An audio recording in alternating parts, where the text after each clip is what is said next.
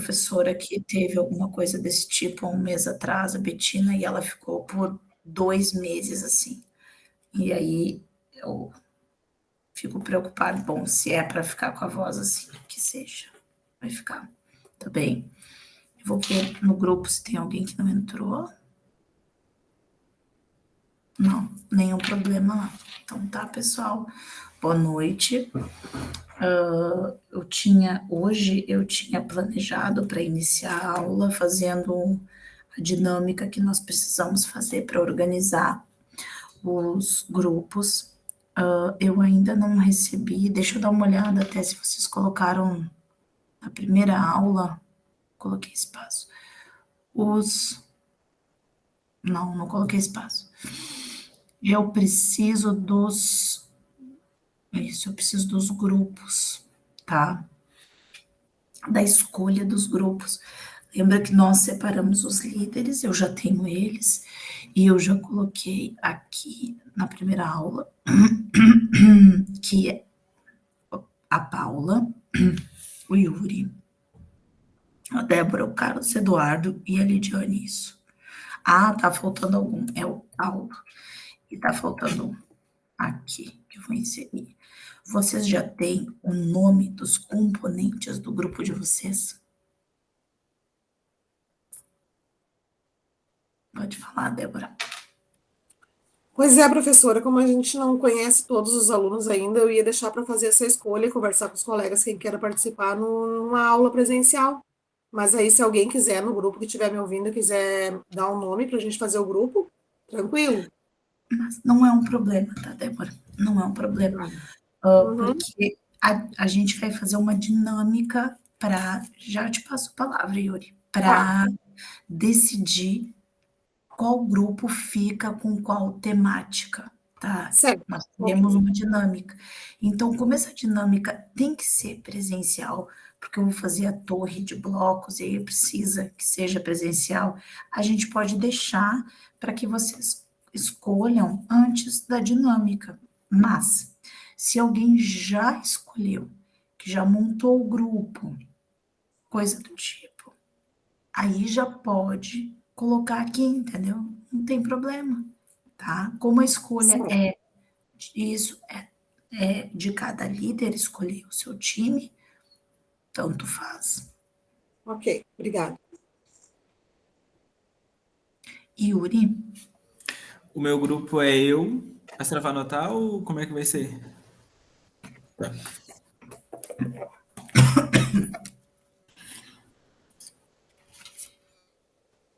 vamos pegar.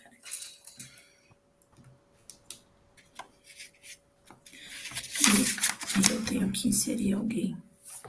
Débora não estava na aula passada, mas isso não te impede, Débora, de entrar em algum grupo, porque na aula passada a gente indicou apenas os líderes, tá? Na primeira aula.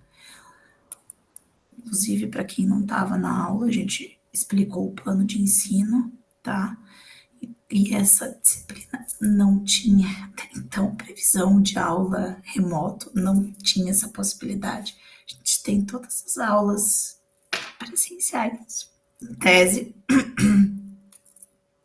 e nós fizemos algumas dinâmicas e entre elas umas iniciais assim de início de semestre, tá? E escolhemos um líder. Nós temos 6 grupos e nós precisamos dividir em 6 grupos. Essa é a questão. Tá? 6 líderes. Pode falar, Yuri. Ou pode anotar ali, que nem a Lidiane fez, que é até melhor, que daí eu já coloco direto lá no Moodle.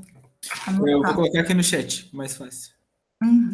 Até porque me facilita, que hoje a situação ficou preta para mim. Então, vamos lá. Lidiane tá aqui e tá faltando alguém. Tá faltando mais um no grupo.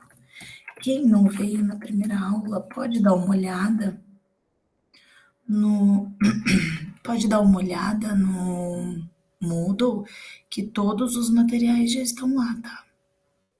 Otávio. O Otávio era um dos líderes.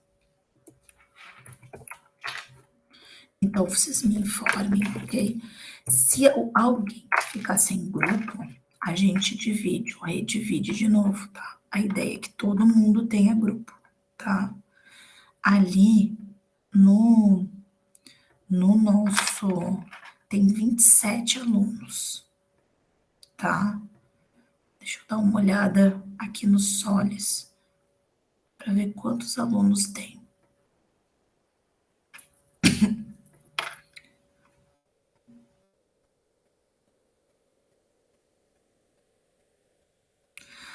Pergunta: vocês já viram que eu postei no Moodle os livros que vocês têm que ler?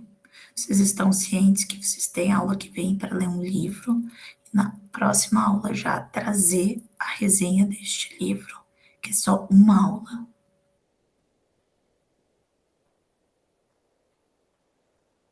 Seis colegas, perguntou a Laura. Ok, tá, estão cientes, beleza. Então, não esqueçam disso. É só uma aula na semana que vem para leitura. Na outra aula é a entrega do livro, do resumo do livro, ok? Pessoal, o Yuri tem só 3 pessoas no grupo. Eu preciso só conferir, Laura, quantas pessoas tem na disciplina, tá? Porque se forem esses 26, daí eu acho que é muita gente no teu grupo. E assim, como é um debate, é ruim um monte de gente, porque daí vai ficar um monte de gente com menos função. Se vocês tiverem ali menos pessoas, vai ser melhor para vocês, inclusive, montarem a dinâmica do próprio grupo, tá? Essa é a minha opinião. Eu já vou fazendo as frequências aqui.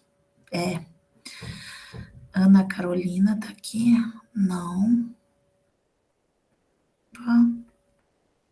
18.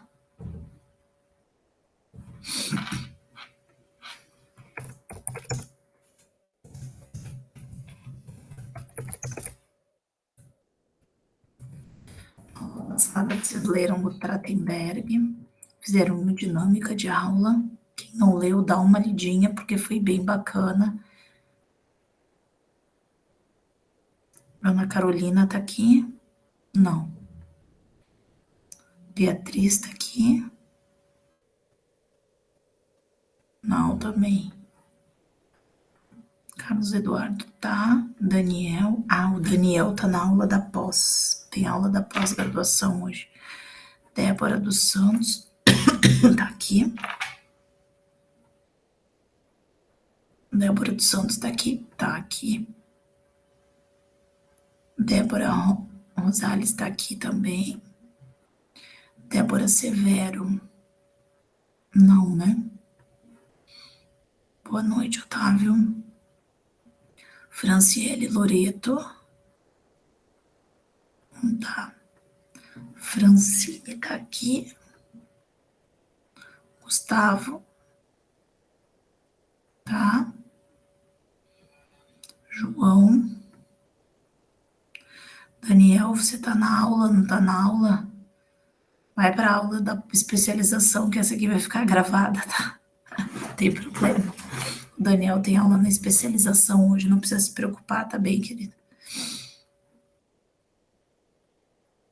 Sim, a Natiane não tem grupo e não tava na aula. Gustavo, João, o João tá aqui? Não. Eu tô aqui, professor. Ai, eu não vi, me desculpa, querida. Rapaz. Ah, tem 2 João. É o Ramos. E o outro João, Vitor. Não. José Ismael.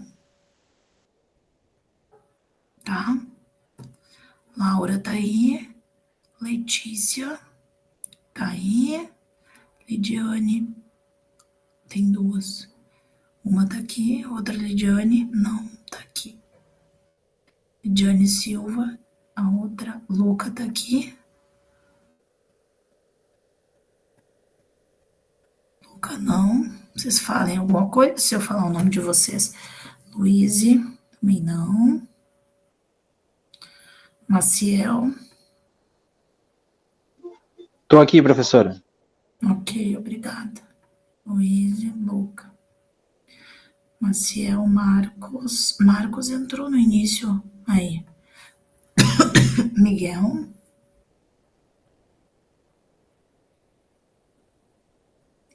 Oh, me desculpe, querido.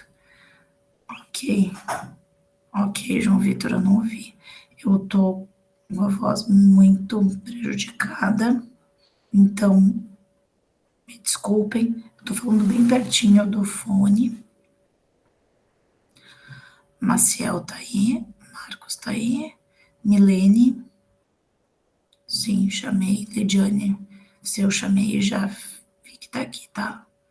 Também, Natiane, tá aí, Otávio tá aí, Paula, sabe? Professora, Eu vi, cortou para mim, eu não sei qual das Lidianes que a senhora disse que não estava. Aí aqui a Frank está e a Brasil também. Ah, tá. Foi a Brasil que eu acho que eu não peguei. Paulo, vi você também. Milene, tá aí. Natiane tá aí, Otávio tá aí, Paula tá aí, Paulo também, Pedro. O Pedro não tava na aula passada, né, gente? Tem que ver se ele vai conseguir acompanhar a disciplina direitinho. Ele chega um pouco atrasado, mas igual. Juan, Tatiane, William e Yuri. Yuri, Tatiane, isso aí. Juan, não vi Juan. Juan tá aí? Não? Tô aqui, professora. Tá, então obrigada. E o William tá aí também?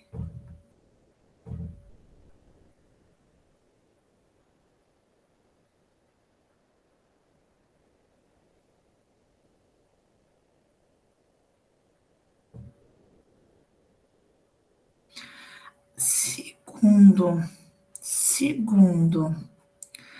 o Moodle, nós temos 32 alunos matriculados, ok? Mas nós não temos 32 alunos no grupo. Acho que no grupo de WhatsApp, vou até olhar, acho que nós temos 32, 28 só.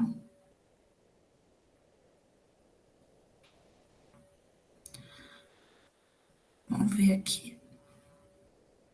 27. Será que a gente conta que os 32 vão ir?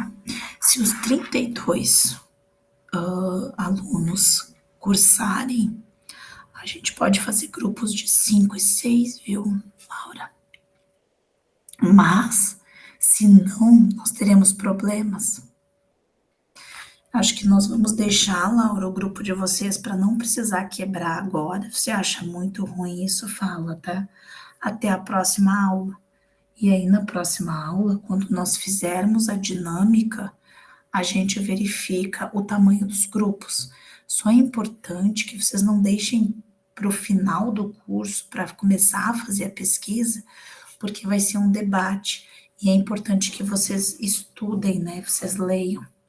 E como vocês já têm uma leitura semana que vem, se por acaso for do grupo de vocês, a leitura seria mais fácil, vocês já terem ele pronto, né? Tá, então tá, eu vou deixar assim, Paulo, Laura, Milene, Paula, Gustavo. Gente, vocês lembrem de pôr o segundo nome das pessoas, que tem 2 aqui, tá? Não esqueçam. Eu vou colar aqui, ó, Paulo, Laura, Milene, Paula, Gustavo e Francine. Mas lembrem de pôr os 2 nomes, senão vocês vão se confundir. Eu avisei lá na secretaria que eu não iria, até porque eu botei o meu atestado lá. Vocês acham que é fácil ser professora? A gente põe atestado e dá aula igual. Mas espero que ninguém tenha ido lá.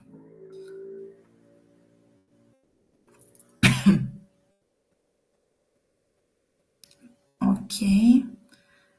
Já temos 2. É isso. Obrigada. Obrigada, Laura. Isso aí. vou anotar. Temos 2 grupos formados, da Paula e da Lidiane. Aliás, do Paulo, é que é Paulo e Paula no mesmo grupo, da Lidiane. Se tiver mais alguém, por favor, fala.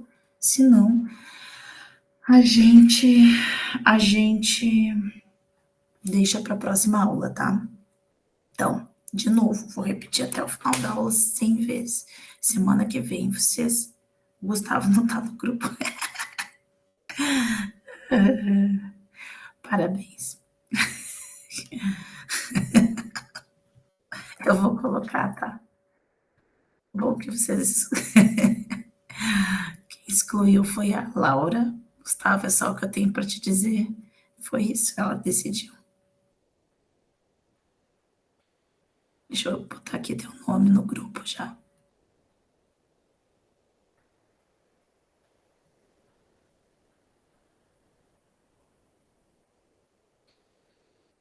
Então, por favor, não esqueçam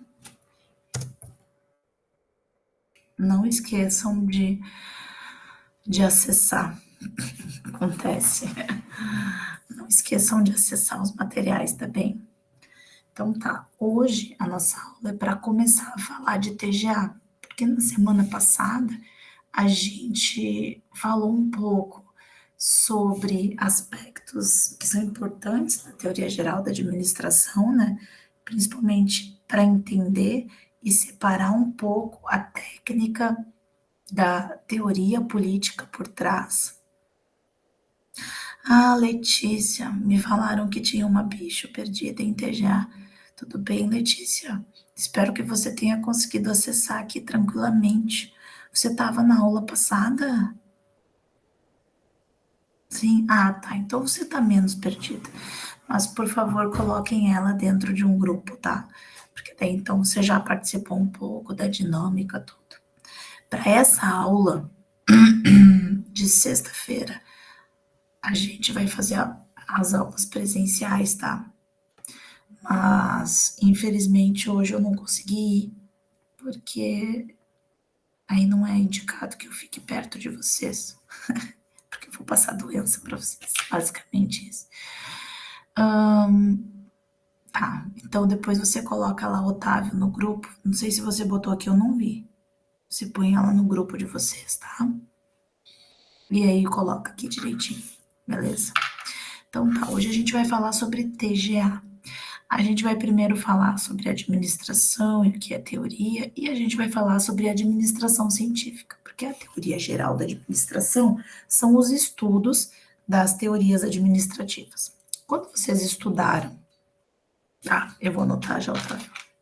Quando vocês estudaram introdução à administração, ou no caso da Letícia, ela está estudando introdução à administração, vocês tiveram um pouco essa abordagem, né, de onde veio os estudos administrativos. Vocês estudaram Revolução Industrial, formação do Estado primeiro, a Revolução Industrial, o advento da empresa, e a partir do advento da empresa, então a obrigatoriedade de que ela fosse investigada sob aspectos e sob ferramentas técnicas, teóricas e práticas, e a partir daí o surgimento, então, de um campo inteiro novo de pesquisa, que são os estudos administrativos, né, que eles iniciam, basicamente, para a gente compreender o funcionamento dessas organizações, dessas empresas, e esse é um aspecto importante, né, a diferença de empresa e organizações, porque a empresa, ela é fundamentalmente aquele, lá na contabilidade vocês vão ver isso, é aquele órgão, né, que funciona e que gera lucro, né? As organizações, elas são uma forma mais ampla de denominar a empresa, porque as organizações vão tratar de qualquer tipo de junção de pessoas que tenham um objetivo em comum. E isso é um pouco diferente da empresa, que tem uma qualificação diferente, tem um CNPJ, e tem uma forma de gerir que é um pouco diferente, baseada sobretudo no lucro, tá? Deixa eu pôr ali o nome de vocês antes que eu esqueça, pessoal. Otávio. Ok. Então, eu vou compartilhar para vocês verem que tá aqui.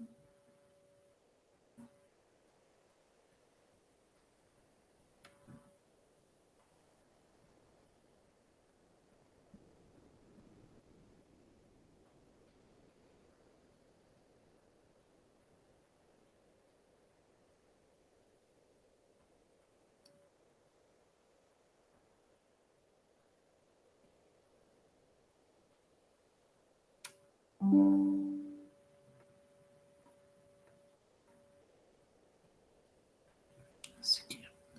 Não sei por que não está compartilhando a aula.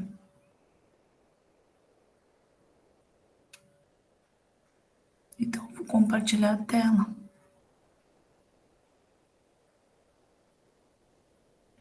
Ok. Queria ver vocês, mas eu coloco no celular. Foi. Beleza. Então tá. Tá indo. Então tá. Aqui. A disciplina de TGA, Teoria Geral da Administração, então ela vai pensar a administração como um processo interativo. Quando a gente pensa em administração, muita gente fala de processo evolutivo na administração. Eu tenho um pouco de receio de tratar evolução do jeito com que a gente costuma tratar, porque evolução parte do pressuposto de que a gente foi melhorando, né? E eu tenho dúvidas se a gestão ela funcionou realmente para uma melhora, né? Se o benefício dela foi maior do que o que ela prejudicou a sociedade. Mas a gente trata, e aí o Rebouças lá trata, que é um processo de evolução e interação que acontece e que está correlacionado com acontecimentos do passado, né? Então, o pensamento administrativo, ele surge com base numa consolidação da lógica de mercado e na consolidação das estruturas burocráticas como uma forma de organizar o trabalho. Então, é assim que surge. Você tem lá a lógica de mercado, que é o capitalismo, revolução industrial, sistema capitalista. Nós temos empresas, nós precisamos gerir estas empresas. Então, surge o pensamento administrativo, a lógica administrativa. E por que ele é importante? É importante porque ele vai organizar a forma que o trabalho acontece dentro das organizações para que aumentar a produtividade e gerar lucro. Então, o pensamento administrativo nasce com essa lógica. A partir disso, a gente tem ali as funções do administrador. Isso vocês tiveram em introdução, tá? Por isso que é muito rápido. Vocês devem estar tendo, se são bichos. Isso vocês têm agora. Então, vocês têm a organização e a habilidade do administrador. A execução de operações em nível operacional, intermediário e institucional e habilidades. Então, ali, mais ou menos 3 níveis, que é a alta direção, que vai trabalhar o nível institucional de planejamento estratégico. A gerência, que vai tratar o nível intermediário, vai implementar as decisões. E no nível operacional, a gente vai ter a supervisão, né? Então, estes são os níveis administrativos dentro de uma estrutura organizacional básica. E a gente tem o fazer e executar, que então vai mostrar o que faz. Para o nível operacional, provavelmente habilidades técnicas, que é o manuseio de coisas físicas. E para o nível de gerência, habilidades humanas, como relacionamento interpessoal. Enquanto para o nível de alta direção, vai precisar também, não só destes, também das habilidades conceituais, ideias e conceitos. Como a ideia é que vocês, administradores, consigam executar tarefas em todos os níveis, vocês precisam entender das habilidades, né, das ideias e dos conceitos que vêm da teoria geral. Então, a gente tem ali, eu não sei porque eu ponho esses passar, se depois eu não uso,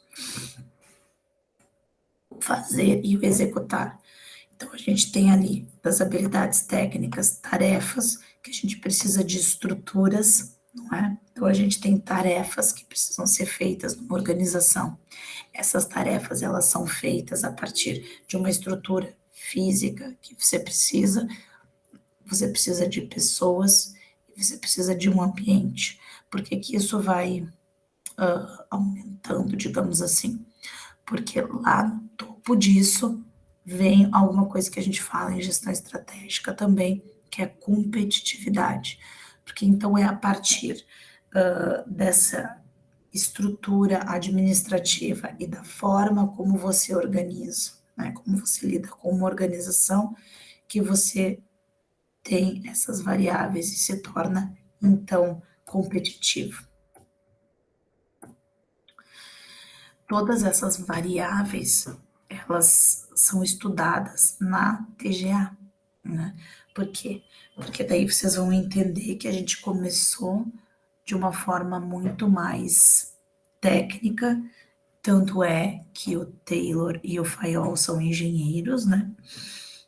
Então a gente começou separando o que se fazia dentro da administração em pequenas partes, para entender como é que se dava a execução nessas pequenas partes, e a partir daí a gente foi ampliando o olhar da administração dentro das organizações. Então, a gente passou da administração científica para a teoria das relações humanas, abordagem contingencial, para depois a gente estudar as redes, por exemplo, redes, que é, né, o contato com o todo. Por isso, essa ideia de evolução, de como é que você foi olhando para as teorias da administração.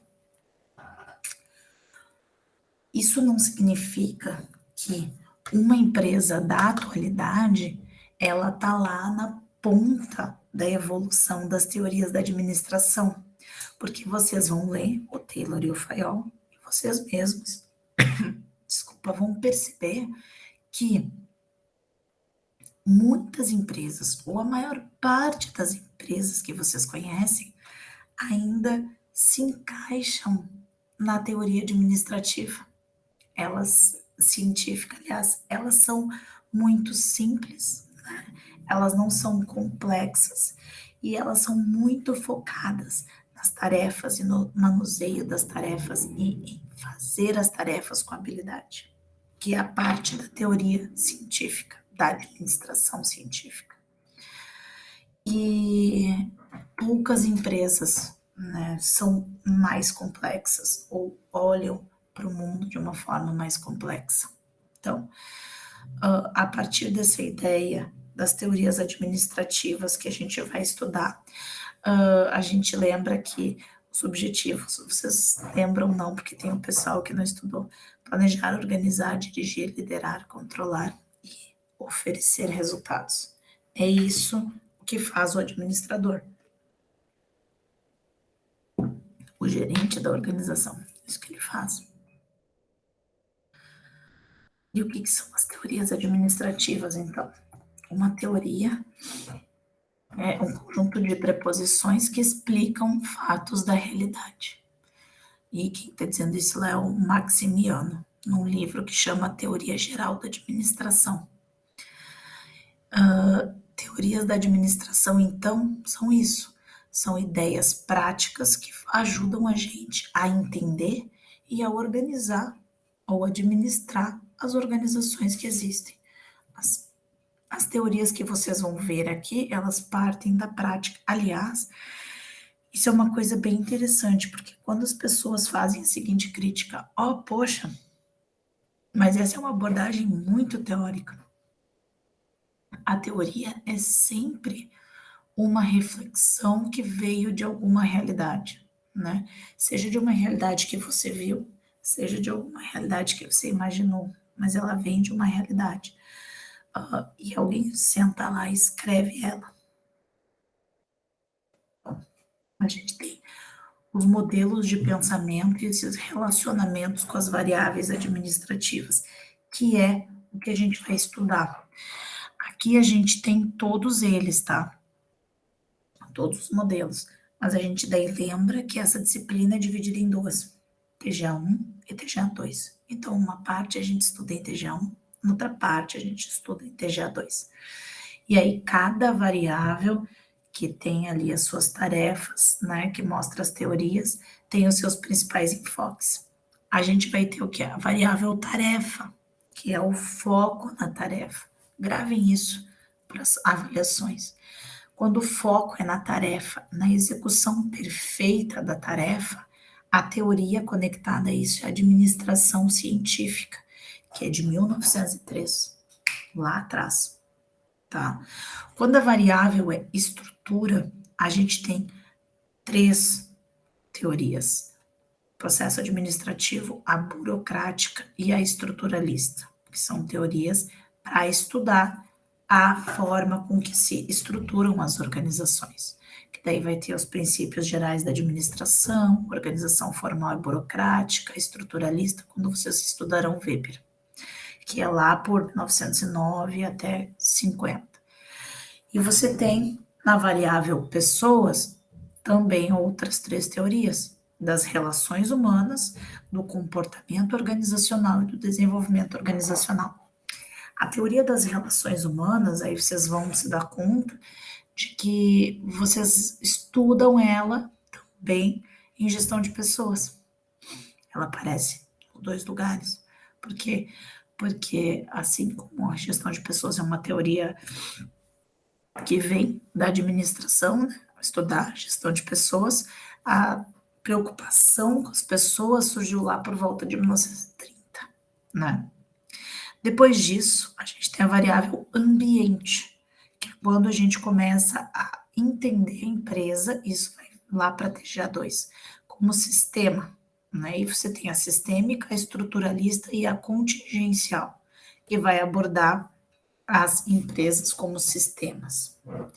E aí a gente, quando entra na variável de competitividade, pode tratar de todas as novas tendências ou novas formas de organização. Isso lá desde os anos 90 até a atualidade. Mas eu vou falar para vocês que a maior parte das empresas que a gente conhece é bem bacana que vocês saibam de todas as formas ou teorias que se organizam as empresas. Mas vocês verão ali nos livros mais básicos que todas as organizações, elas são muito mais baseadas na administração científica, racionalização do trabalho. Ao fim e ao cabo, a preocupação é que o custo seja o menor possível, o trabalho renda o máximo possível e a gente, né, renda o máximo possível como trabalhador. Tem alguns fatores que são considerados importantes e que foram os estopim para a mudança ou para verificar que era necessário que lá na prática alguma coisa mudasse. Então, a gente começa criando as fábricas, colocando as pessoas para trabalhar. E aí a gente se preocupa em fazer com que essas pessoas produzam muito. Produzam mais sapatos, produzam mais roupas, trabalhem mais horas. E aí essa organização cresce, ela vende, cresce, fica maior. Elas vão crescendo e vão tendo concorrência. Você tem outras organizações que concorrem com você. E você tem funcionários. Além disso, você começa a mudar a tecnologia. A tecnologia vai ficando mais sofisticada, então você substitui, às vezes, pessoas por máquinas, né? Isso faz com que você comece a se preocupar internamente em como adequar a minha organização a essas mudanças que acontecem. Sofisticação de tecnologia, inflação, a própria globalização e internacionalização. Por exemplo, o Rio Grande do Sul, lá nos anos 90, início dos anos 2000, era um polo calçadista. Fabricava muito calçado, exportava muito calçado. Aí nos anos 90, mais ou menos, foi quando deu o boom das lojas em 99. O Paulo daqui deve lembrar, talvez o Otávio lembre, eu me lembro. Para vocês é comum comprar da China, mas quando eu era criança, e alguns de vocês eram crianças, a gente não tinha possibilidade de comprar da China, era bem raro. E aí eles abriram o mercado para a China, lá nos anos 90 e poucos. E aí a primeira coisa que apareceu foi as lojas de 1,99. Várias lojinhas que tinham produtos chineses. Agora tem a Shopee. A Shopee é 1,99 dos anos 90. Mesma coisa. E isso fez com que muitas empresas fossem à falência no Brasil, no Rio Grande do Sul. E um dos setores que sofreu muito foi o calçadista. Por quê? Porque os produtos eram muito caros, muito mais caros. E a China entregava aqui sapatos de 20, 30 reais. E as pessoas, claro, trocaram rapidamente, né? Começaram a comprar os mais baratos. E as lojas, as fábricas foram fechando e fechando e fechando. O impacto foi super forte. Foi tão forte que as empresas que realmente sobraram depois disso, elas começaram a fazer sapatos para exportação, focaram no mercado externo, mantém também no mercado interno, mas os valores são muito mais elevados. Então, todos esses fatores fazem com que a empresa comece a olhar com maior cuidado para dentro dela. Então, cada vez que uma dessas coisas acontecem, elas se voltam para dentro. No momento em que elas se voltam para dentro e começam a tentar aperfeiçoar técnicas que elas usam dentro da empresa, essa técnica vira uma teoria, que daqui a um pouco é uma teoria que se estuda em TGA, que é a teoria geral da administração.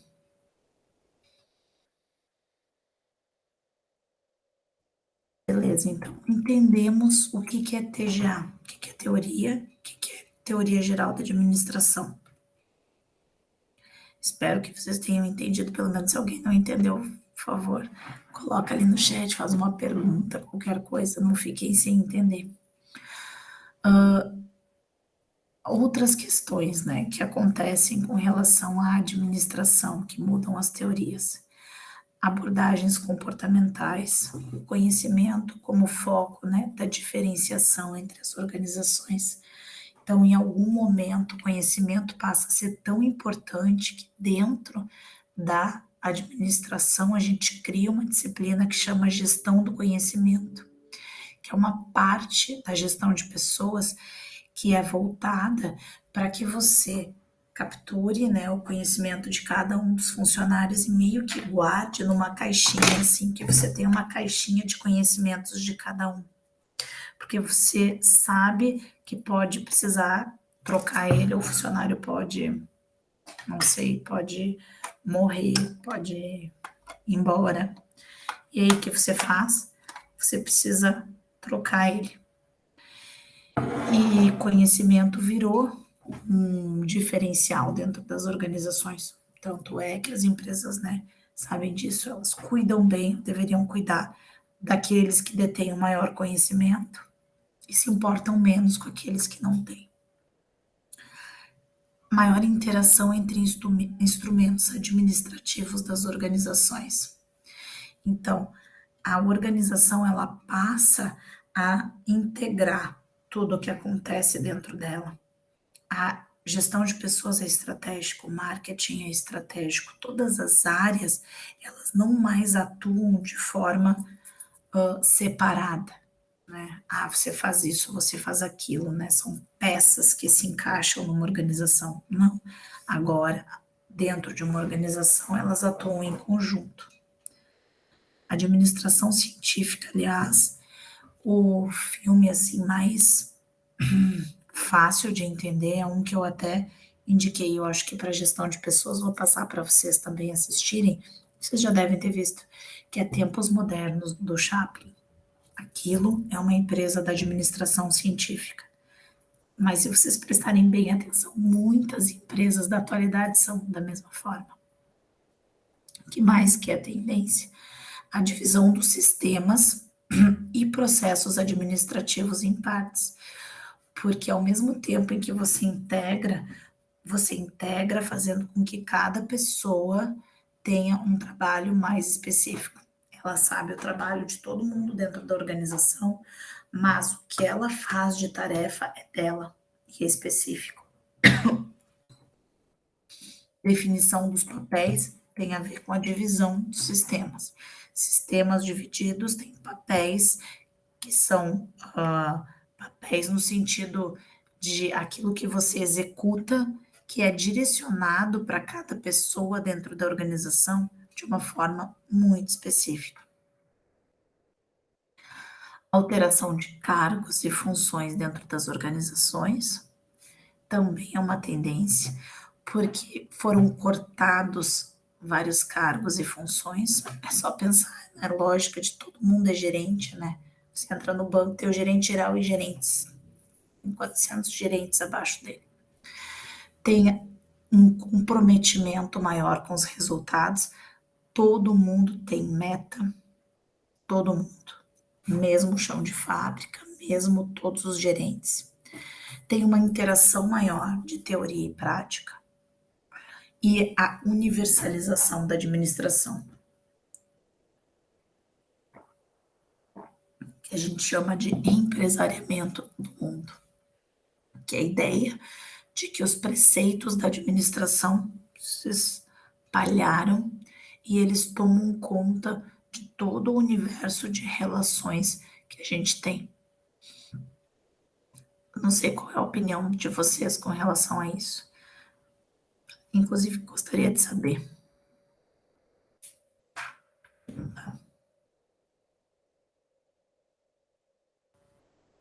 Nada, todo mundo mudo hoje. Todo mundo mudo.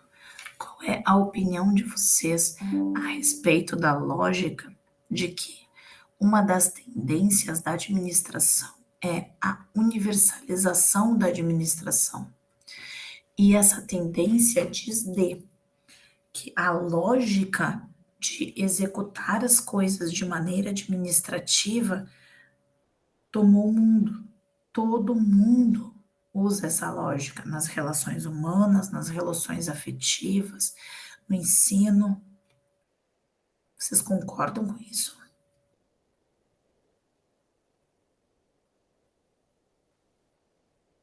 Vai, Paulo, me salva.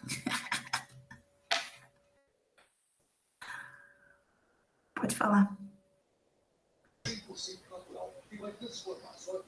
Boa noite. Não sei se é uma questão de concordar ou discordar, né? Mas eu acho que a gente está num período que, né, a gente faz duas coisas, que eu acho que a gente faz duas coisas durante o nosso dia inteiro, né? Que é administrar as coisas. A gente começa desde a administração de tempo, né? Quanto a gente dorme, que hora a gente acorda, horário para trabalhar, processos, metas, tudo, né? E a outra coisa que a gente faz o dia inteiro é política. Então, a gente administra as coisas e política ao mesmo tempo para que a gente consiga que tudo funcione e a gente consiga atender, acho que toda a demanda sem problemas, sem atrasos, né? Então, por exemplo, eu estou com um problema lá no meu setor de trabalho, nós estamos com uma pequena reforma que eu, ao mesmo tempo que eu preciso administrar para que as coisas fluam rápido, para mim sair do acampamento que eu estou alocado agora, eu tenho que estar politicando com todo mundo, porque eu dependo da manutenção para fazer um serviço, eu dependo da TI para fazer a outra parte, né? E eu tenho que administrar a minha parte. Então, eu acho que a gente globalizou essa forma administrativa, né? Eu acho que é mais ou menos isso que tu está questionando, perguntando a respeito. Isso é uma coisa que eu faço o dia inteiro, na realidade. A gente levou a lógica da administração para tudo, para todas as partes da vida. E eu acho que isso é aquela história uma faca de dois gumes, né? Porque ao mesmo tempo em que aparentemente facilita algumas coisas da vida, por exemplo, você vai organizar um passeio Como é que você pensa assim? Você pensa na lógica administrativa, sabe? Quantos vão? Quantos biscoitos eu levo por cada um? Quantos pacotes de bolacha? Quantos sucos? Quanto tempo a gente vai levar para chegar lá? Então a gente tem que sair um pouquinho antes. Nós vamos aproveitar umas 8 horas, né? A gente perdeu a lógica do então vamos. E vai, né? É tudo uma organização. E a gente tem de pensar que isso é muito natural, mas não é. Nem sempre foi assim, né? A gente administra para não perder tempo, e não, é por isso que eu estou dizendo que não é que não seja ruim, mas ao mesmo tempo isso vai gerando uma ansiedade. Esse tempo ele tem que ser administrado porque nós trabalhamos muito, porque a gente passa muito tempo em função do nosso trabalho, né? Nossa vida é trabalhar. E é por isso que a gente tem que administrar o tempo, senão não sobra, né? E isso gera muita ansiedade. As pessoas ficam muito ansiosas e por isso a gente vive, na minha opinião, uma epidemia de problemas mentais ou de doenças mentais, porque essa lógica castiga a mente de algumas pessoas. As pessoas não são todas iguais. As pessoas não são todas iguais. Algumas pessoas nascem, né, com uma facilidade. Esquecemos de administrar para sobrar tempo para descansar. Gente, nem descansar não é assim, eu vou dormir agora que eu tenho umas 8 horas de sono até amanhã, 8 é muito, então eu vou não sei o que, não, mas umas 7 horas tá bom, mas eu acordar às 6, não é assim? É assim, entendeu? A nossa vida é pensando nos minutos subsequentes, quando sobra. E isso castiga a nossa mente, tortura a nossa mente de uma forma muito poderosa, principalmente se você não é uma pessoa que naturalmente tem este dom. Porque para nós, ou para provavelmente nós aqui que estamos na área da administração, a gente tem uma lógica mais administrativa de pensar o cotidiano, mas muitas pessoas não têm, né? Vou dar um exemplo, assim, eu disse, eu tenho 2 filhos. Eu tenho a Angelina, que o escritório dela é ali, né? Os alunos que já tiveram aula comigo sabem, aqui atrás. Ela está hoje na casa do pai, mas é aqui o escritório. A Angelina e o Arthur. O escritório do Arthur é aqui, na minha frente, na outra sala. E o Arthur, ele é muito lógico, matemático, ele gosta da matemática, ele gosta da organização, as coisas na vida dele são muito bem estruturadas. Tanto é que quando a gente vai viajar, ele fala coisas do tipo, tá bem, eu vou pedir pro meu pai me trazer aqui sábado, meio-dia, para de tarde dar tempo de arrumar as malas, a gente poder dar uma descansadinha e sair cedo. Tipo, ele não tinha que se preocupar com isso, mas ele já pensa nisso. A Angelina é uma artista, né? Dá pra ver pelas paredes que estão tudo riscadas. Mas ela é uma artista. Ela simplesmente se perde no próprio mundo por umas 5 horas pintando. E ela não tem essa lógica de separar as coisas, organizar. Tanto é que, se você olhar para lá, ela diz que está totalmente organizada. E para mim é um monte de caixa recortada, empilhada e pintada, mas está organizada. Porque a lógica dela é diferente. De certa forma, eu tenho pena de fazer com que ela seja estruturalista e comece a entrar na lógica. Não quero tirar a criatividade dela e a vontade de fazer coisas, mas ao mesmo tempo eu sei que para ela vai ser muito mais duro viver no mundo como ele é, porque ela vai ter que obrigatoriamente inserir essa lógica dentro da vida dela, e ela vai ter que estar preparada para inserir essa lógica na vida dela. O Arthur vai ver isso como uma forma natural, e ela não. Então, provavelmente ela vai ter um sofrimento maior com relação a esses aspectos de tempo e de vida. Qual é o filme? Qual o filme, Débora? Ah, o Tempos Modernos? Depois que você falou, eu falei isso. Se vocês viram Tempos Modernos, é maravilhoso, assim, né? Mas é isso. Você fica louco se você faz sempre a mesma coisa todos os dias. E é o que tem acontecido com a gente, numa lógica diferente, mas a gente tá ficando louco. A gente fica, né, cansado, porque a nossa lógica é sempre parecida. Os dias são iguais, semanas, os meses, e aí a gente nunca vai se aposentar, nunca vai ter em vista um tempo de parar. Então, ou você aprende, gerencia esse tempo para você ser feliz, ou você vive angustiado. Aí eu já falei isso, né, em algumas aulas. O Otávio já deve ter ouvido falar isso umas 10 vezes, e o Paulo também, mas para quem não ouviu ainda, eu costumo dizer que é preciso que a gente encontre felicidade e prazer nas pequenas coisas da nossa vida. No chimarrão, no café, no chá. De manhã, quando você vê um sol nascendo bonito. Ou de tarde, quando você vai pegar um vento e tá fresquinho. Se a tua felicidade sempre estiver longe, distante, lá no final do ano, lá nas férias, no ano que vem, na viagem daqui a um ano, cara, você vai ser infeliz o tempo inteiro. Porque quando chegar lá, é perrengue, você quer, tá tudo errado, papapá. Então, assim, a felicidade, ela tem que estar ali, sabe? Ali pertinho, sabe? Na aguinha.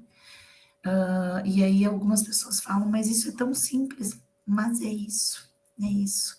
Felicidade é você, que nem eu botei um papelzinho de parede aqui, ó, do Van Gogh, e eu sou muito feliz de olhar para ele, porque perdi minha janela para a Angelina poder desenhar na janela também. E é isso, entende? Então, prestem atenção nisso, assim, que fique de lição para vocês, assim, que são muito jovens. Não busquem a felicidade lá longe, sabe? Não que vocês não tenham que ter objetivos futuros e tal, é muito importante isso. Mas a felicidade tem que estar no cotidiano, a gente coleta um pouquinho dela todos os dias. Lá nos objetivos futuros porque vocês vão ver que às vezes, gente, lá no final do arco-íris, que a gente acha que tem um balde de ouro, é só pirulito e barra, né? E aí quando a gente alcança aquilo que a gente quis, a gente não é feliz. E aí a gente desejou tanto e a gente quer mais e nunca consegue alcançar. Então tomem cuidado com isso. Tomem muito cuidado para ser feliz sempre, né? E se vocês não sentirem que estão felizes, eu acho que a geração de vocês sabe bastante sobre isso. Mudem. Mudem quem vocês são, mudem onde vocês estão, mudem de área, façam qualquer coisa, mas mudem. Não fiquem dentro da infelicidade, não abracem a infelicidade para vocês. Coloquem para longe.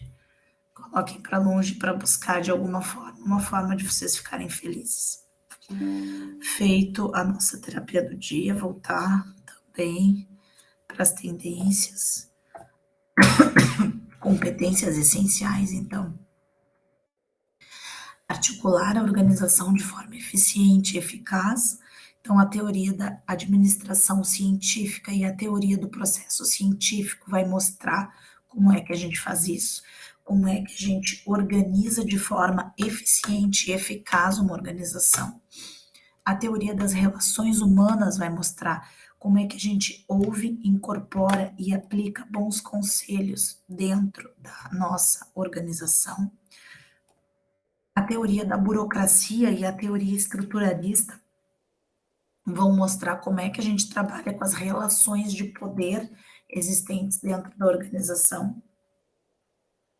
E a gente sabe identificar em tempo real mudanças externas à organização e sabe identificar e usufruir, então, oportunidades também externas.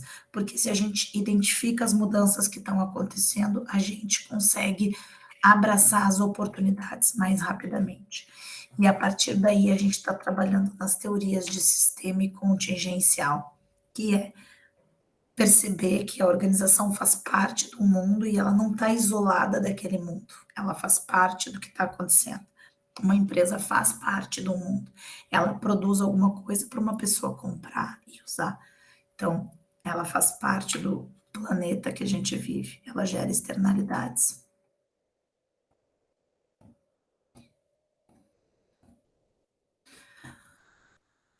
A gente tem as teorias ainda comportamental do desenvolvimento e dos sistemas, que vão trabalhar com multidisciplinaridade, que vão trabalhar com posição de mercado, motivação, integração, troca de conhecimento, isso lá a gente vai ver em TGA2, então eu estou passando mais rápido ainda para vocês. E as novas tendências também. Quando a gente pensa em estabelecer prioridades para a organização, manter o foco, aplicar objetivos e metas, tudo isso vai estar lá em TGA2. Agora, administração científica. A administração científica, que é dos livros que vocês vão ler, né? E para entender um pouco, 2 livros que vocês vão ler, Taylor e Fayol. O contexto histórico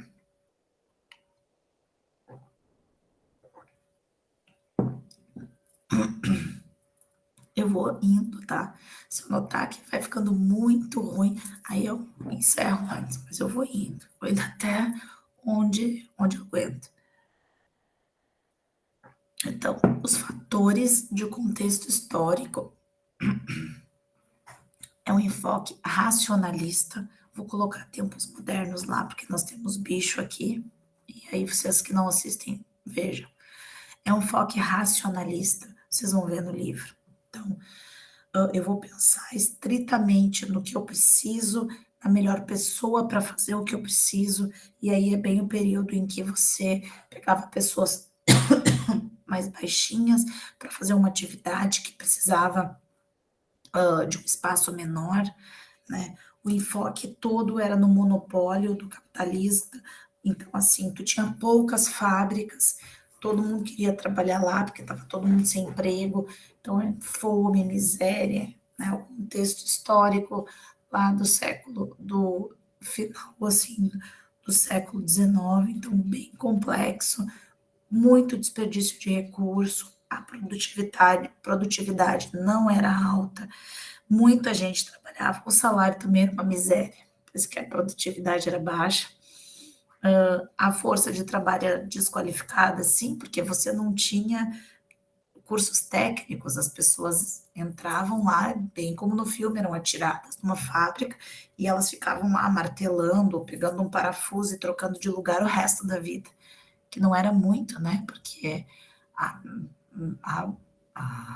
naquele período o tempo de vida era o que, uns 40, acho que 45 anos, né, a gente teve um salto bem gigantesco em relação ao tempo que vive. E o problema, então, de ajustar o sistema de pagamento dos trabalhadores.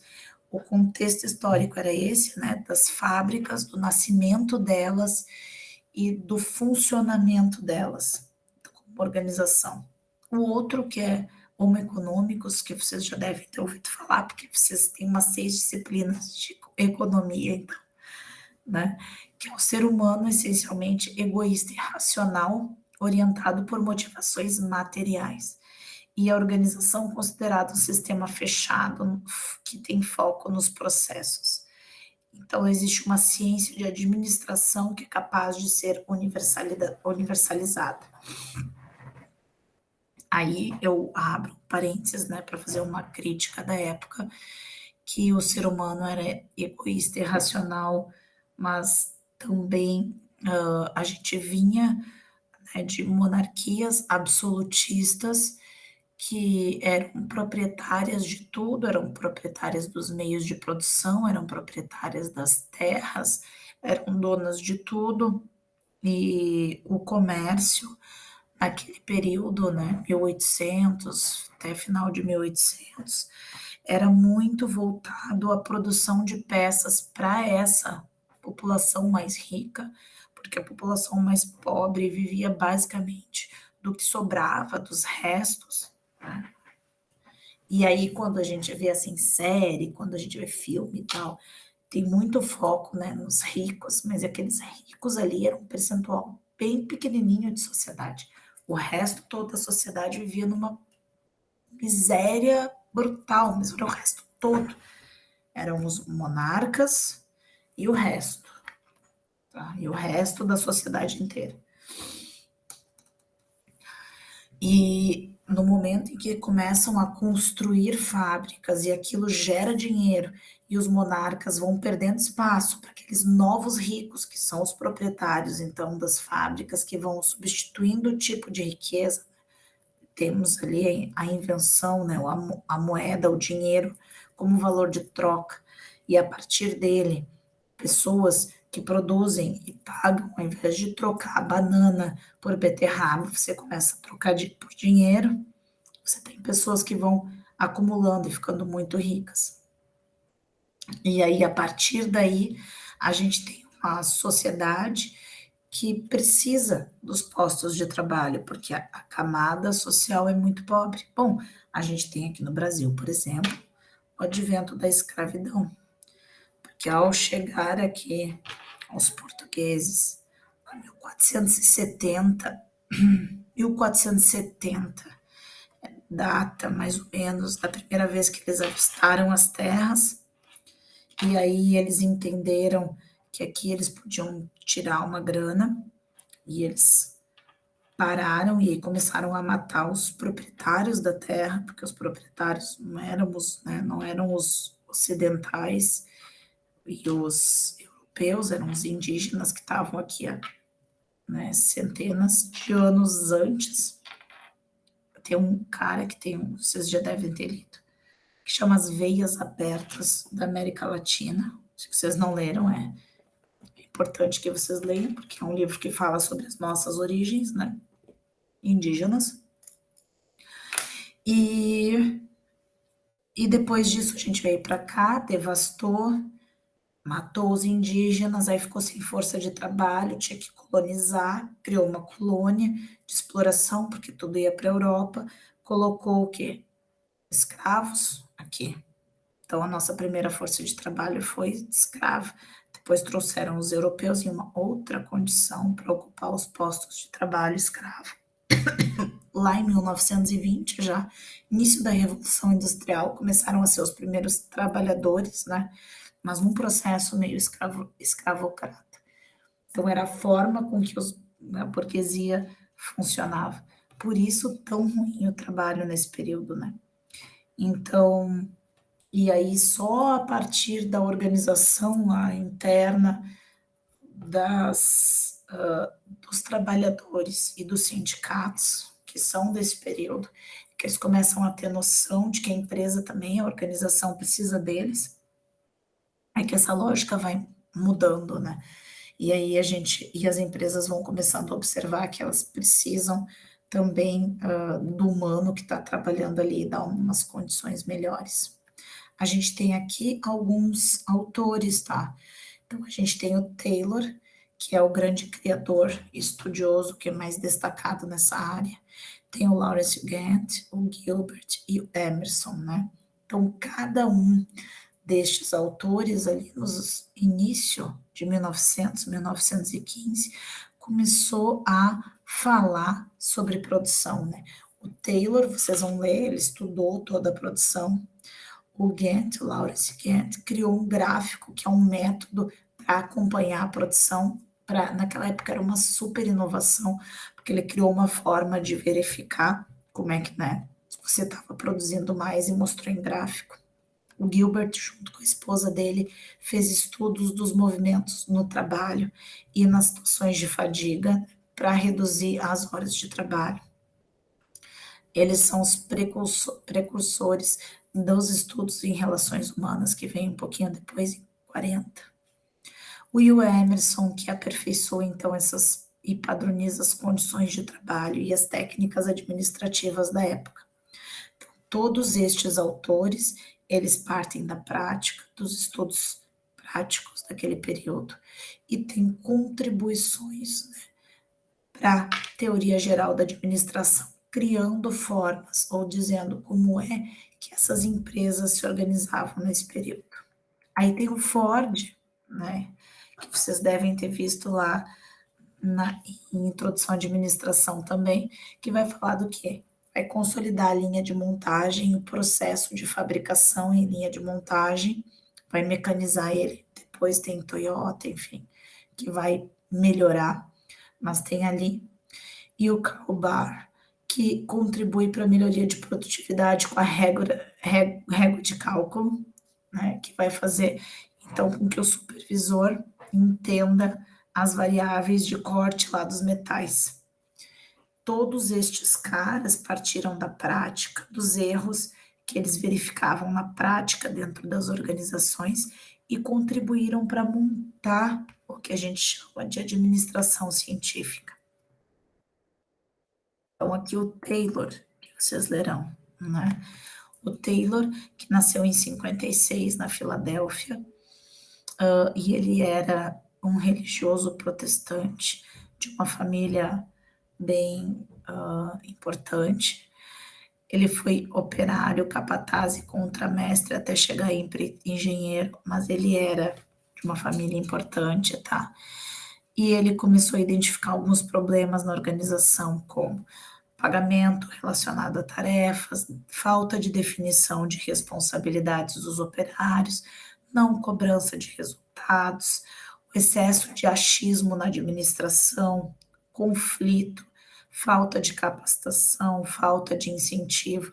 Ele foi anotando os problemas que ele via dentro da organização e ele foi pensando em métodos e formas e técnicas de você organizar melhor aquela empresa de forma a resolver os problemas que ele via lá na prática. E aí, a partir disso, a partir dos problemas que o Taylor viu na prática, vocês vão ler isso lá no livro, ele criou um processo operacional de trabalho, que é a divisão do trabalho, né? Então, a divisão do trabalho é o processo operacional de trabalho que o Taylor cria, quando ele vai centralizar as decisões, vai ter poucos subordinados por gerente e vai mudar a estrutura e criar estruturas e sistemas que, na opinião dele, são os ideais ou os perfeitos para executar cada uma das tarefas dentro da organização dele.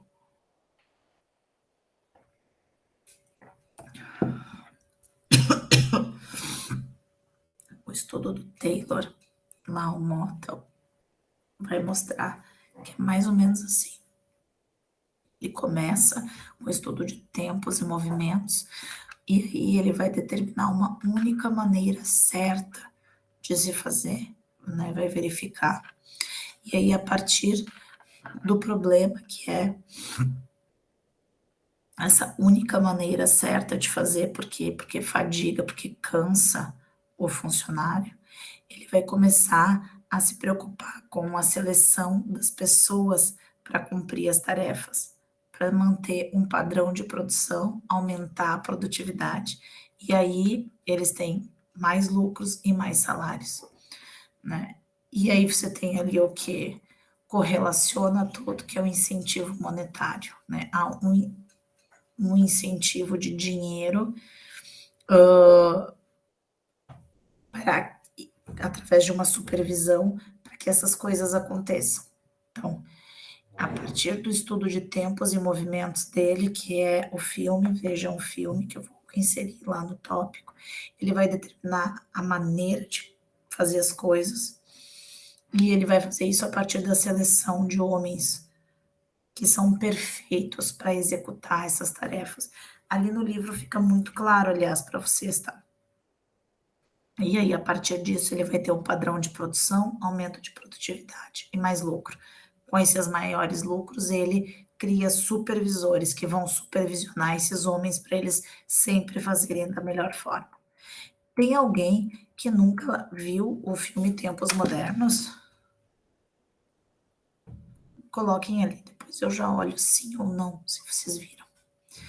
Os conceitos-chave do Taylor é que ele vai dizer que existe uma única maneira de fazer corretamente cada tarefa. Única forma. Ele dissocia a concepção do trabalho e da execução. Então, eu penso como é o trabalho, você executa. E a tua opinião não importa. Você executa o trabalho. Se você seleciona bem, treina e você aperfeiçoa com base no método científico, que é o que eu estou te dizendo para fazer, vai funcionar. E a cooperação da administração, então, com os trabalhadores se dá dessa forma.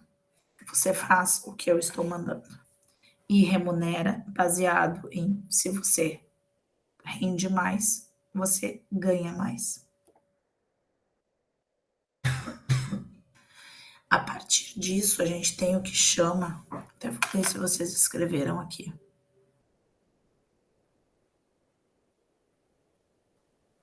Já vi, não vi. Assisti ontem, a Débora viu ontem, porque é da disciplina de pessoas, né? Eu vou botar aqui também, Débora, se eu me esquecer, tu passa no grupo ali para os colegas, porque ele serve para entender tanto a desgaste físico quanto teoria, a administração científica. Ele é uma paródia, enfim, administração científica. Aqui.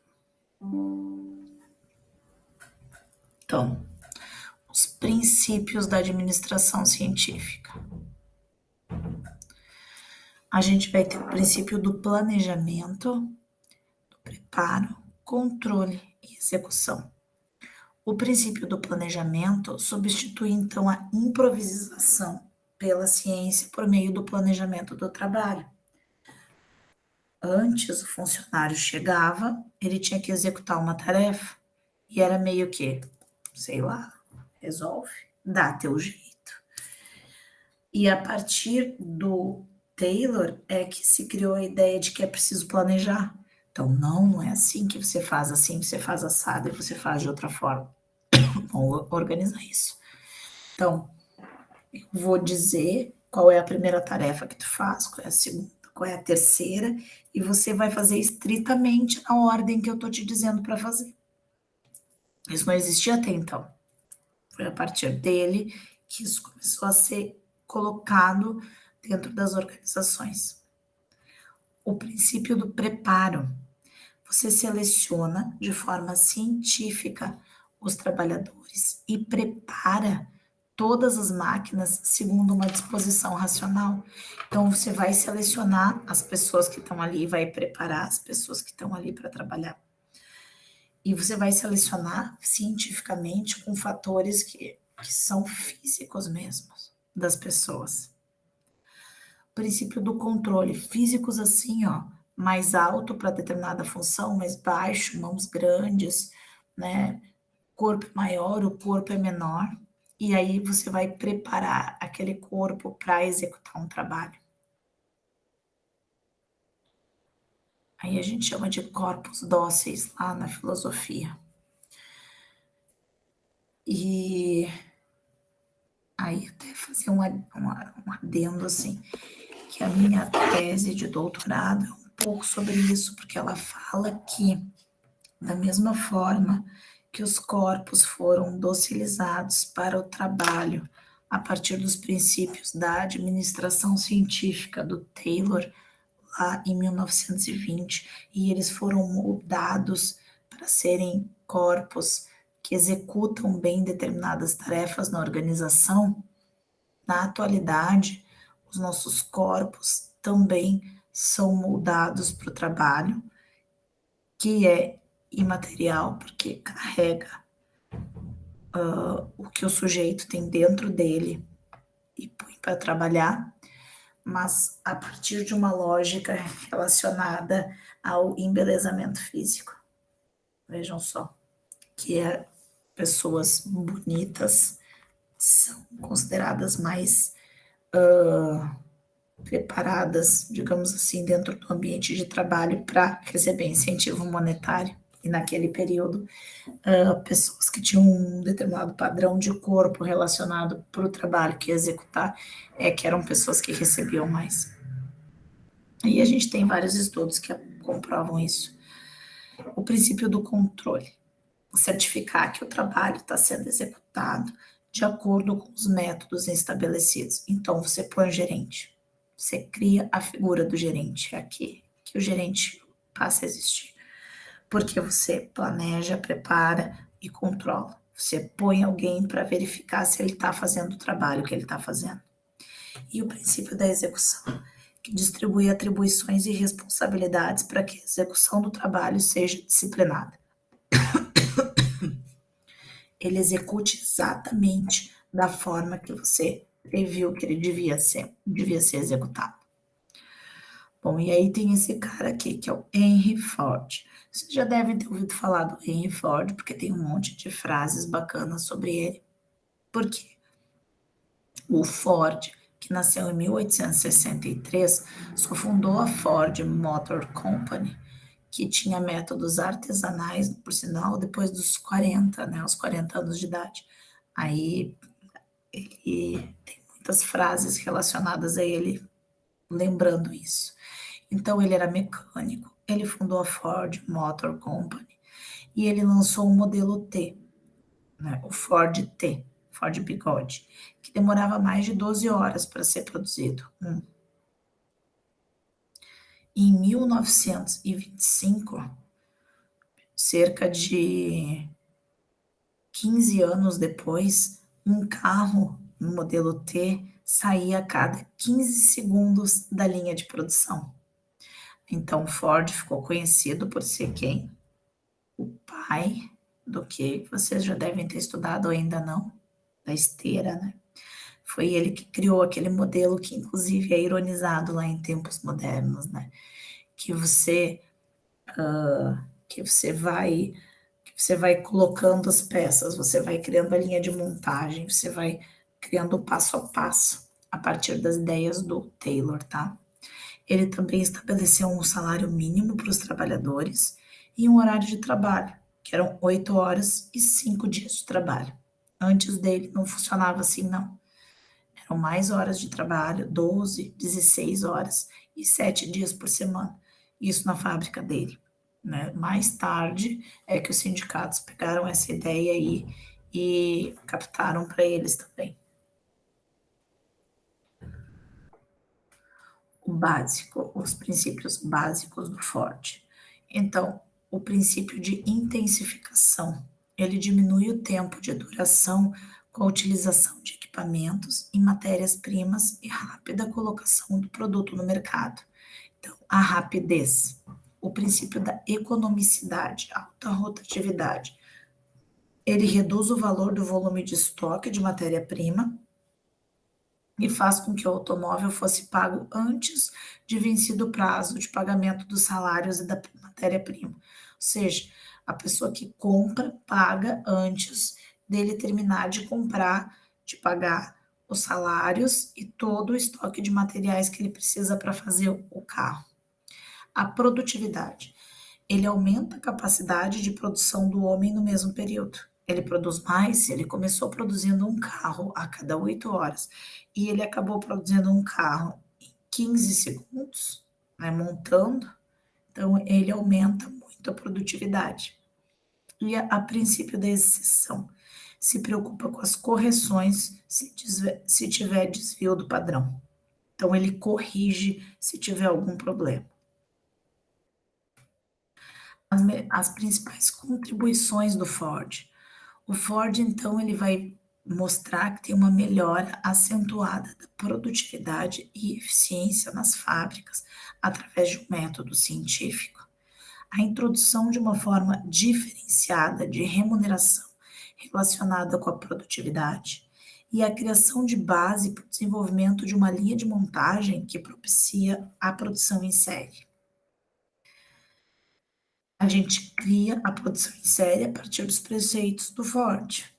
Mas aí, claro, tem algumas críticas relacionadas a isso, que é o mecanismo da própria administração científica, a superespecialização do operário, quando ele, né, vai lá e na linha de montagem só faz aquele movimento específico.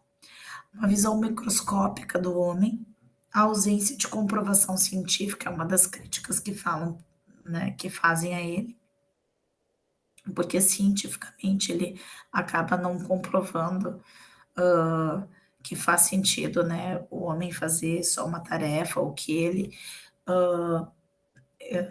não cansa, digamos assim, enquanto está fazendo. Essa era uma das questões que mais criticavam ele, que é do tipo, tá, mas se você está fazendo sempre a mesma coisa, tem uma hora que você cansa, você vai fazer mal feito, que você vai fazer pior, então, daí, né, a ciência dizia que era importante mudar. A limitação do campo de aplicação, porque, claro, ele trabalhou numa fábrica específica, que era montadora de carros. E abordagem que é prescritiva e normativa. Prescritiva significa que você diz o que você tem que fazer e você normatiza, você dá uma norma para o que tem que fazer. Então, você prescreve, normatiza. E está trabalhando como um sistema fechado, ou seja, você olha para a empresa, para dentro da organização, só para ela, só para dentro da organização, você não está olhando o todo. Nos dias de hoje, ainda existem muitas empresas. Eu vou anotar, até vou mandar anotar para vocês os livros que eu indiquei hoje, para enviar para vocês. Tem dois livros. Sorria. Você está sendo controlado.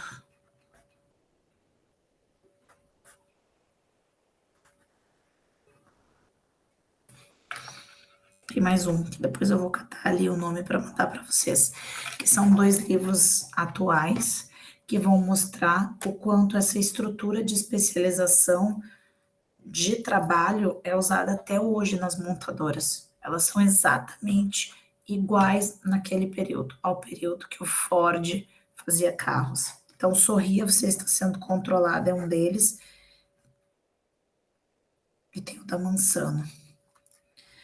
E vou mandar para vocês As Veias Abertas da América Latina.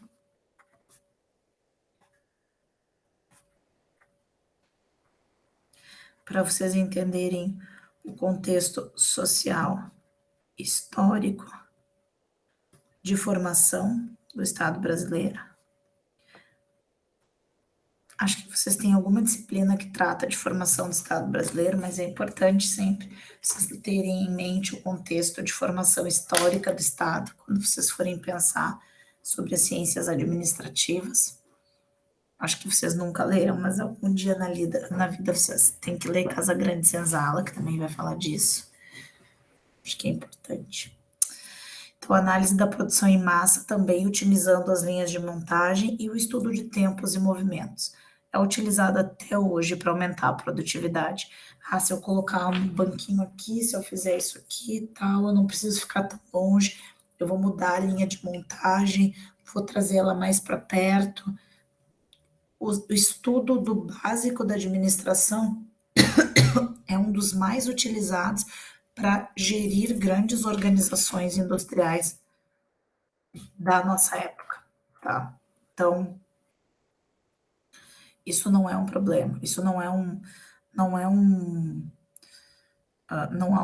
uma crítica que a gente faça no sentido de dizer, já a gente usou e não usa mais, é superado. Não é superado, é utilizado até hoje, né?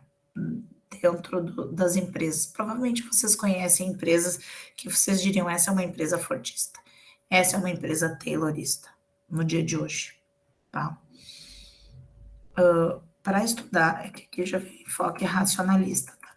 Não vou falar do enfoque racionalista, são os 2 últimos, porque o enfoque racionalista, a gente vai ver quando... muito obrigada, Débora. Quando a gente tratar...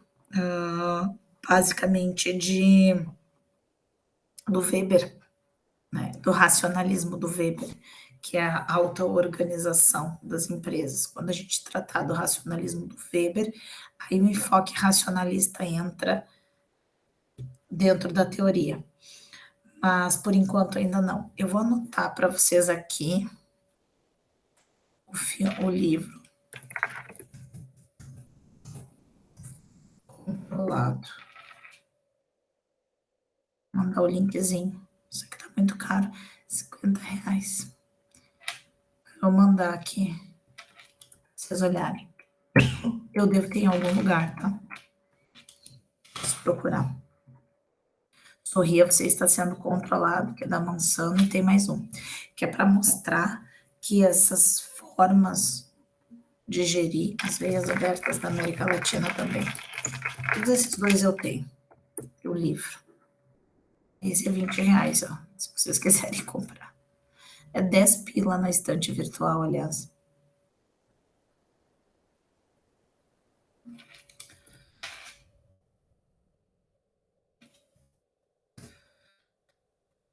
teorias gerais da administração, a científica, é a que provavelmente parece mais fácil, porque ela é uma retomada dos primórdios da administração. Mas, ao mesmo tempo, ela é bastante complexa, no sentido de que ela foi tão bem organizada e estruturada dentro das organizações para sobreviver, para sua existência, que a gente não achou saída para ela. E aí, toda a nossa forma de trabalho e de estrutura organizacional é meio baseada nela. E ela é focada no homem econômico e na racionalidade do trabalho. E eu acho que isso causou mais males futuros para a sociedade do que bem, assim, isso é complexo. Mas é a primeira teoria da administração que vocês têm que estudar, prestar atenção, entender, que é a científica. Interessante que ela é de 1908, então, assim, né, na linha temporal das ciências, ela é muito nova. Ela precisa do contexto histórico ou a compreensão do contexto histórico que tinha ali em volta. Monarquias absolutistas, saída do feudalismo, início do capitalismo, tudo isso. Deixa eu ver o que mais. Acho que isso, para vocês entenderem. Aí fica mais fácil de vocês entenderem semana que vem, quando vocês estiverem lendo o livro. Porque daí vocês têm que pensar, ok, o Taylor era um cara que estava lá na prática, vendo um trabalho ser executado, e ele escreveu um livro sobre as melhores práticas naquela época. E como naquela época as coisas eram tremendamente bagunçadas, as melhores práticas eram os pressupostos quase básicos de funcionamento da administração. É isso? Tá bem? Tá tranquilo? Pode falar, Yuri.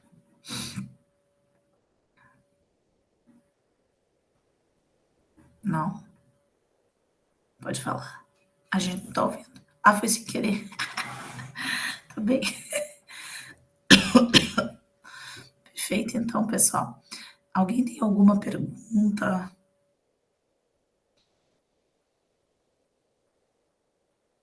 Não? Tá tranquilo. Já é tranquilo, né? Então tá. Beleza. Eu vou então passar para vocês o filme, para vocês assistirem, tá bem? Aproveitar que a aula terminou mais cedo e ver, porque o Chaplin é muito bom. Indicar as 2 leituras, que vocês leiam na próxima aula. E na próxima aula presencial, que é o dia 1. E tem uma coisa importante. Fundamento básico da administração. Como assim, Carlos? Da introdução à administração. Aí é lá a introdução à administração. Tu já fez introdução à administração? Tá escrevendo? Sim. Então, é lá que tu vê a introdução à administração, dirigir, controlar, os fundamentos básicos. E eles são baseados nas teorias científicas, né? Na teoria científica. Mas ao longo dessa disciplina, a gente vai estudando as teorias. Mas aí lembrem de um detalhe, essa disciplina é para estudar as teorias administrativas.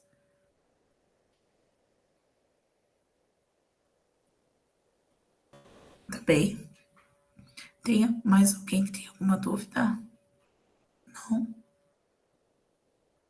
Não? Tá tranquilo? Então tá, pessoal, vou encerrar a gravação, porque eu já tô quase sem voz mesmo.